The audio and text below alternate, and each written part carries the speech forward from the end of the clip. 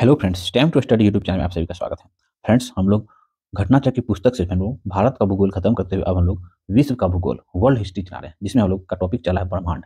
ब्रह्मांड से रिलेटेड ये तीसरा वीडियो है। पहला वीडियो हम लोग समान परिघटना से रिलेटेड देखें, दूसरा वीडियो सौरमंडल से रिलेटेड देखें, तीसरा वीडियो हम लोग सूर्य है ना, सूर्य, बुध, शुक्र है ना, इस सब पे डिस्कस करेंगे। ठीक है, अगर आपने इसे पेज में जाके देख सकते हैं। ठीक है, तो स्टार्ट करते हैं। आज का पहला टॉपिक है सूर्य से रिलेटेड क्वेश्चन। सूर्य से रिलेटेड अब तक आपके एग्जाम जितने क्वेश्चन पूछे गए जो घटनाचक्र की पुस्तक में है, उन सभी पे हम लोग डिस्कस करेंगे। ठीक है, सूर्य के केंद्र में उपस्थित पदार्थ होता है।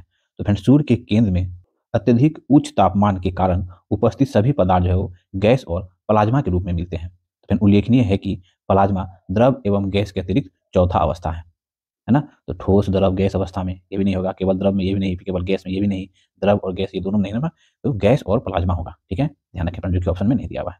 नेक्स्ट क्वेश्चन है फ्रेंड, सूर्य की ऊर्जा उत्पन्न होती है। तो फ्रेंड, सूर्य की ऊर्जा जो है वो नाभिकीय संलयन द्वारा उत्पन्न होती है। तारे से मुक्त होने वाली ऊर्जा उष्मा और प्रकाश के कारण नाभिकीय संलयन अभिक्रिया है।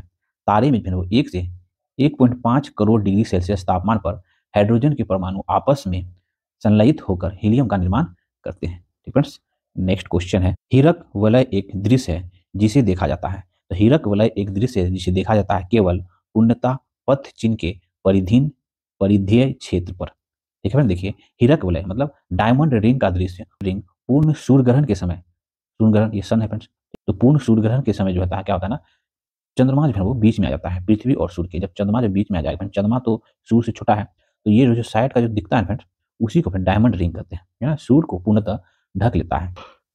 हीरक वलय एक दृश्य, तो वो डायमंड रिंग। ठीक है फ्रेंड, ध्यान रखेंगे। नेक्स्ट क्वेश्चन है, सूर्य ग्रहण कब होता है। तो फ्रेंड, सूर्य ग्रहण कब होता है, तो प्रतिपदा है ना, प्रतिपदा मतलब न्यू न्यू मून डे तो सूर्य ग्रहण होता है। सूर्य ग्रहण मतलब सोलर इलिप्स की स्थिति तब होती है जब, कब होती है, जब जब चंद्रमा जो है वो, ये चंद्रमा होगा, सन है ना, ये सन और ये अर्थ, अर्थ के बीच में आ जाता है, जिससे सूर्य का प्रकाश जो है वो, ये सन है ना, तो सूर्य का प्रकाश पृथ्वी तक नहीं पहुंच पाता। इस स्थिति में केवल है ना फ्रेंड्स क्या होता है, तो प्रतिपदा मतलब न्यू मून डे या अमावस्या को ही होता है। तो सूर्य ग्रहण जो है हमेशा अमावस्या के दिन होता है, और चंद्र ग्रहण जो है हमेशा पूर्णिमा के दिन होता है, चंद्र ग्रहण। ठीक फ्रेंड्स, जब जब क्या पृथ्वी जो है वो चंद्रमा और सूर्य के बीच आता है, तब चंद्र ग्रहण होता है। नेक्स्ट क्वेश्चन है, प्रत्येक सूर्य ग्रहण घटित होता है। तो प्रत्येक सूर्य ग्रहण जो केवल अमावस्या के दिन घटित होता है, और प्रत्येक चंद्र ग्रहण जो है वो पूर्णिमा के दिन घटित होता है। नेक्स्ट क्वेश्चन है, सूर्य ग्रहण कब होता है। तो फिर सूर्य ग्रहण तब होता है जब चंद्रमा, जब सूर्य और पृथ्वी के बीच में जब चंद्रमा आ जाता है, तो फिर क्या होता है ना, सूर्य ग्रहण होता है, और सूर्य ग्रहण जो है हमेशा अमावस्या के दिन होता है। नेक्स्ट क्वेश्चन है, खग्रास जिसे पूर्ण कहते हैं, पूर्ण सूर्य ग्रहण केवल सीमित भू क्षेत्र में ही दिखाई पड़ता है, क्योंकि क्योंकि हमने पृथ्वी के अनुप्रस्थ परिच्छेद की तुलना में पृथ्वी पर पड़ने वाला चंद्रमा की छाया का आकार छोटा होता है, जिस वजह से वो सूर्य ग्रहण केवल सीमित भूभाग है ना, पूर्ण सूर्य ग्रहण जो केवल सीमित भूभाग पर ही दिखता है। देखिए, जब चंद्रमा सूर्य और पृथ्वी के बीच में आ जाता है, तब सूर्य ग्रहण की स्थिति होती है। इस स्थिति में पृथ्वी का जो भाग सूर्य की ओर होता है, ठीक है, वही चंद्रमा की छाया पड़ती है। साथ ही पृथ्वी के अनुप्रस्थ परिच्छेद की, यानी अनुप्रस्थ परिच्छेद की तुलना में पृथ्वी पर पड़ने वाली चंद्रमा की छाया का आकार छोटा होता है। यही कारण है कि पूर्ण सूर्य ग्रहण पृथ्वी के सभी भागों पर एक साथ दिखाई नहीं देता है, तथा यह केवल सीमित भू क्षेत्र में ही दिखाई देता है। ठीक है, नेक्स्ट क्वेश्चन है फ्रेंड्स, सूर्य का प्रभामंडल प्रकाश के अपवर्तन से उत्पन्न होता है। तो फिर वो पक्षाभ मेघों के हिम स्फटिकों में। ठीक है, देखिए चंद्रमा तथा सूर्य के चारों ओर पक्षाभ एवं पक्षाभ स्तरीय बादलों के अपवर्तन से बने श्वेत दुधिया रंग के छल्ले को प्रभामंडल कहते हैं। ठीक है, नेक्स्ट क्वेश्चन है फ्रेंड, एक खगोलीय लवक औसत दूरी है।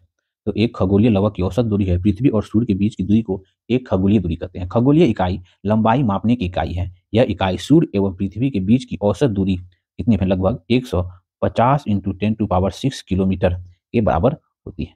ठीक है, नेक्स्ट क्वेश्चन, सूर्य और पृथ्वी के बीच की औसत दूरी कितनी है। तो फिर 150 × 10⁶ किलोमीटर जो है सूर्य तथा पृथ्वी के बीच की दूरी है, और इस दूरी को फिर वो खगोलीय दूरी कहते हैं। ठीक है, नेक्स्ट क्वेश्चन है फ्रेंड्स, सूर्य से पृथ्वी की दूरी कितनी है। तो फ्रेंड्स, सूर्य से पृथ्वी की दूरी जो है 149.6 मिलियन किलोमीटर जो सूर्य से पृथ्वी की दूरी है, जिसे फ्रेंड हम लोग किलोमीटर में देखेंगे तो 150 है ना, 100 किलोमीटर देखिए, 150 × 10⁶ किलोमीटर जो है सूर्य से पृथ्वी की दूरी है। ठीक फ्रेंड्स, नेक्स्ट क्वेश्चन है, पृथ्वी सूर्य के निकटतम दूरी पर होती है, जो सन हो गया। ठीक है, पृथ्वी जो है सूर्य के दीर्घवृत्ताकार कक्षा में परिक्रमा करता है। तो पृथ्वी जो है सूर्य से निकट कब होगा, तो इस पॉइंट पे जब होगा तब सूर्य की स्थिति क्या होगी, तो पृथ्वी की स्थिति क्या होगी, सूर्य से कम नजदीक की होगी, तो वह स्थिति होती है 3 जनवरी को। ठीक है, देखिए पृथ्वी सूर्य की निकटतम दूरी पर जनवरी के प्रथम सप्ताह में होती है, लगभग 3 से 4 जनवरी के आसपास। इस स्थिति को जो वो उपसूर्य कहते हैं। ठीक है, ध्यान रखेंगे क्या कहते हैं, तो इसे उपसूर्य की घटना कहते हैं।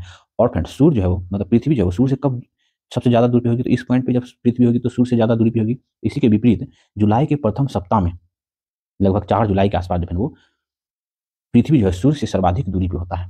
इस स्थिति को फिर वो अपसूर्य कहते हैं। सबसे दूर होगा तो अपसूर्य की घटना होगी, और सबसे नजदीक होगा तो उसे उपसूर्य कहते हैं।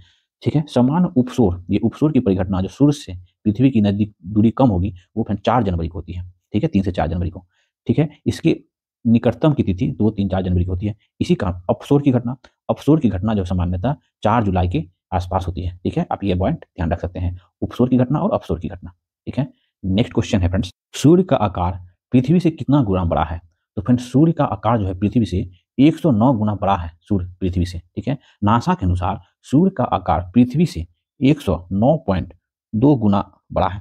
ठीक फ्रेंड्स, सूर्य का मध्य त्रिज्या जो है वो है ना 6,95,700 किलोमीटर है, सूर्य का मध्य त्रिज्या। वही पृथ्वी का मध्य त्रिज्या देखें तो 6,378 किलोमीटर है। ठीक फ्रेंड्स, नेक्स्ट क्वेश्चन है अब हम लोग फ्रेंड्स बुध ग्रह से रिलेटेड आपकी घटना चक्र पुस्तक में जितने भी क्वेश्चन हैं जो आपके एग्जाम में अब तक पूछे गए हैं फ्रेंड, उस पर हम लोग डिस्कस करते हैं।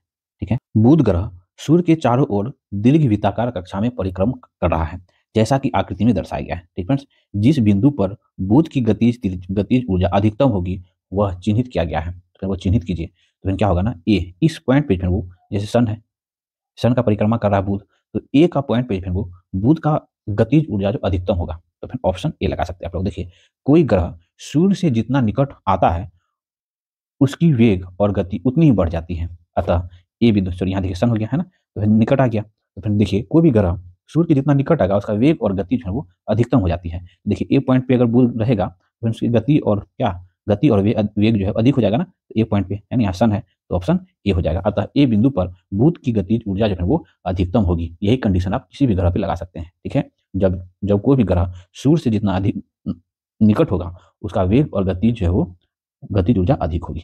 नेक्स्ट क्वेश्चन है फ्रेंड्स, निम्नलिखित में से कौन सा ग्रह सबसे कम समय में सूर्य का चक्कर लगाता है।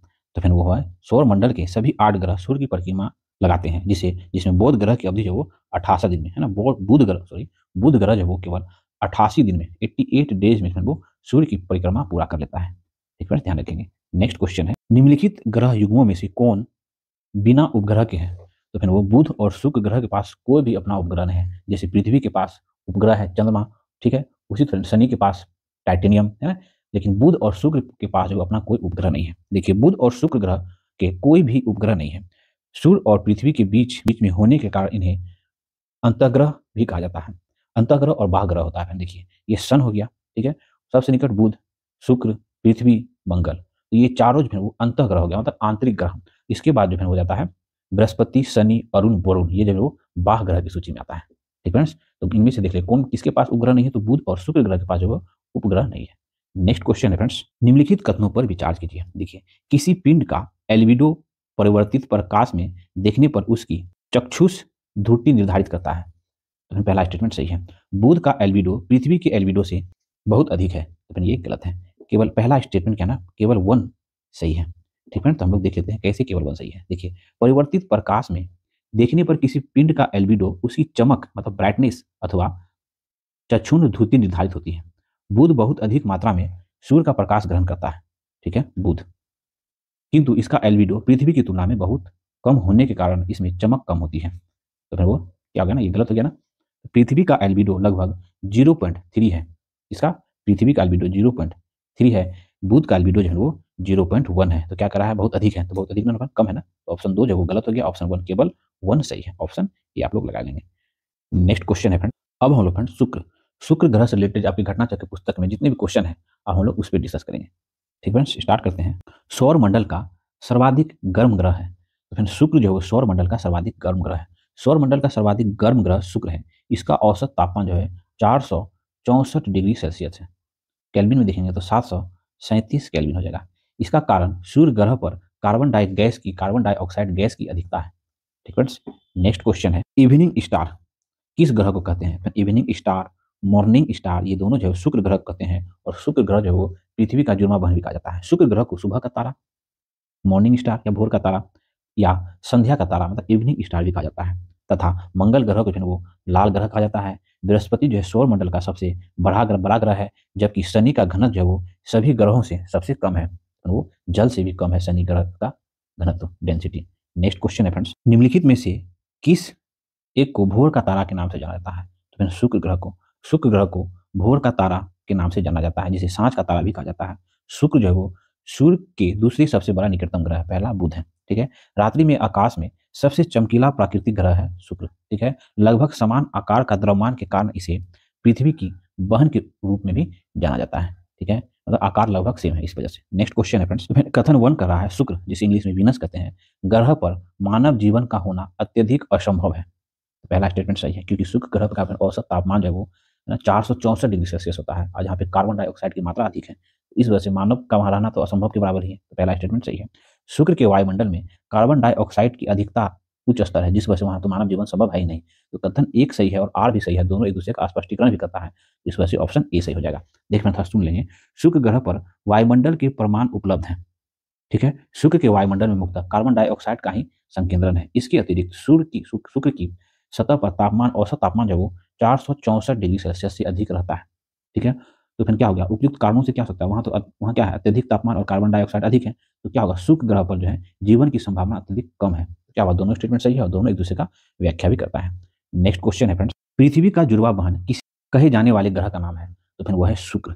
शुक्र ग्रह को पृथ्वी का जुड़वा बहन के नाम से भी जाना जाता है। इसके अतिरिक्त इस ग्रह को सर्वाधिक चमकीला ग्रह, सुबह का तारा, शाम का तारा आदि के नाम से भी संबोधित किया जाता है। पृथ्वी की जुड़वां बहन या बहन के नाम से भी कहा जाता है, ठीक है।